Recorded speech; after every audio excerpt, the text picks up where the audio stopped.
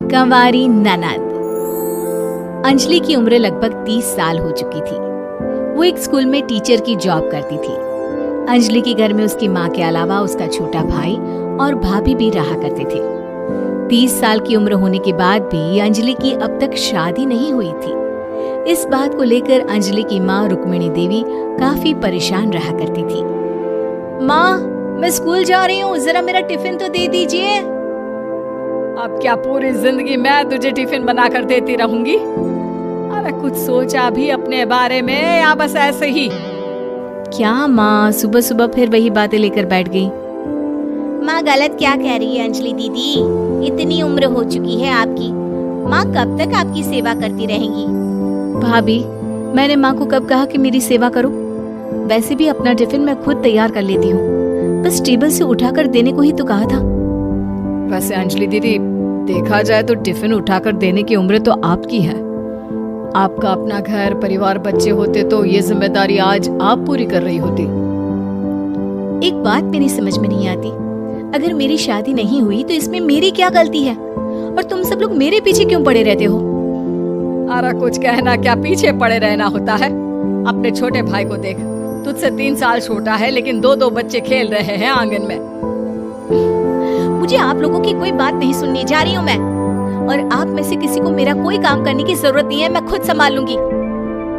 इतना कहकर अंजलि वहां से चली जाती है। शाम को जब अंजलि अपने स्कूल से लौटकर घर वापस आती है तो उसने देखा कि पड़ोस वाली निर्मला चाची वहां पर बैठी हुई थी।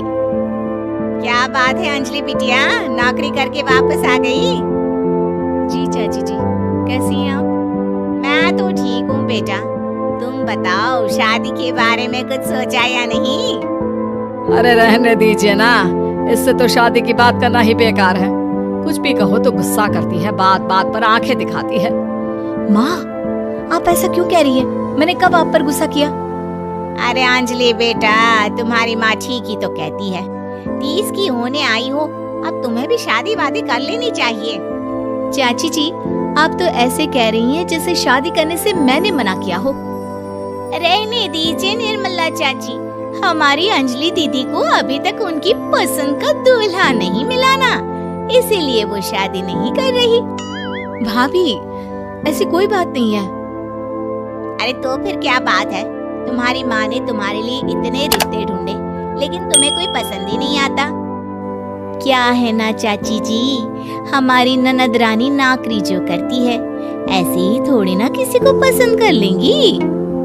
अरे भाई, नौकरी का घमंड है तो बात अलग है, कोई और बात हो तो बताओ, कोई रास्ता निकाला जाए। नहीं नहीं चाची जी, कोई बात नहीं है, बस मुझे अभी तक अपनी पसंद का कोई मिला नहीं है। सुन लिया आपने? इस लड़की के तो पर निकल आए हैं और इतनी उम्र में अपनी पसंद का कोई मिलेगा भी नहीं इसे। माँ, आप मेरी शादी को लेकर हमेशा मुझे ताने क्यों मारती रहती हैं? अपनी माँ की बातें तो ताने लगती है। ताने हैं? बताओ, मैंने कुछ गलत कहा क्या? देखो, ये सब छोड़ो, मेरी दूर की बुआ का बेटा है, उसकी अभी शादी नहीं हुई है, उम्र होगी कोई 34-35 साल। आप कहें तो बात आगे बढ़ाऊं? अरे हाँ हाँ, क्यों नहीं, ये भी कोई पूछने की बात है। अरे जल्दी से लड़की को यहाँ बुला लो। माँ, आप मुझसे पूछे बिना मेरी शादी की बात करने जा रही हैं और मेरी उम्र 30 भी पूरी नहीं हुई है। निर्मला चाची कह रही है कि वो लड़का 35 साल का है। अंजलि दीदी, आपको क्या लगता है इस उम्र में कोई फिल्म का हीरो आएगा आपके लिए? देखिए, अब पसंद और नापसंद की बात तो रहने दीजिए, पसंद करने की उम्र तो आपकी निकल चुकी। अब तो जो भी मिले उसी से शादी कर लीजिए, इसी में भलाई है। तेरी भाभी बिल्कुल ठीक कह रही है।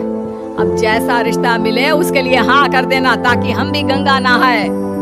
ठीक है, चलिए मैं उस लड़के को कहती हूँ, वो कल ही अंजलि को देखने आ जाएगा। अगले दिन निर्मला चाची के दूर का रिश्तेदार अंजलि को देखने उसके घर आता है। उसका नाम था अजय। अंजलि जी, तो आप नौकरी करती हैं, वो भी स्कूल में? जी हाँ, मैं स्कूल में टीचर हूँ। हमारी बेटी बहुत होशियार है। अरे पढ़ने लिखने में इतनी होशियार है, इसीलिए तो इसकी नौकरी लगी है स्कूल में। हाँ हाँ ठीक है आंटी जी, जरा मुझे भी तो बात करने दीजिए आपकी बेटी से। जी पूछिए ना, क्या पूछना चाहते हैं? अंजलि मैडम, ये तो बताइए कि आपने अभी तक शादी क्यों नहीं की? बस ऐसे ही, कहीं कोई रिश्ता पसंद नहीं आया इसलिए। लेकिन क्या मैं आपसे पूछ सकती हूँ कि आपने शादी क्यों नहीं की? अंजलि, क्या कर रही हो तुम?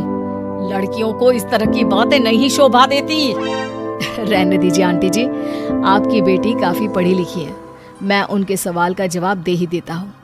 वो क्या है ना, मुझे भी अभी तक अपनी पसंद की कोई लड़की नहीं मिली। अच्छा, कोई बात नहीं। वैसे आपकी तनख्वाह कितनी है? कितना कमा लेती हैं महीने का? जी यही कोई 25,000 महीने। बस 25,000? इतने से क्या होता है? इतने से तो आजकल घर भी नहीं चलता। आपके कहने का क्या मतलब है? अरे मैं तो ये सोच कर आया था कि नौकरी वाली लड़की है, आराम से 40,000 कमाती होगी। माफ कीजिएगा, आपका और मेरा रिश्ता नहीं हो सकता। जी कोई बात नहीं, मुझे भी आपके साथ शादी करने में कोई इंटरेस्ट नहीं है।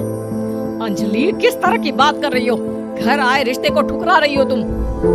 दीदी, अब इस उम्र में आपको इतनी अकड़ नहीं दिखानी चाहिए। अच्छा खासा रिश्ता हाथ से निकल गया, कहीं ऐसा ना हो कि जिंदगी भर कुंवारी ही रह जाओ आप। कुछ दिन और ऐसे ही निकल जाते हैं और अंजलि की शादी कभी नहीं होती। अंजलि के परिवार वाले बिंदास उसे ताने मारते रहते हैं, लेकिन अंजलि एक बड़ी नौकरी की तैयारी करती है और उसमें सिलेक्ट होने के बाद अंजलि को एक बहुत बड़ी नौकरी मिल जाती है।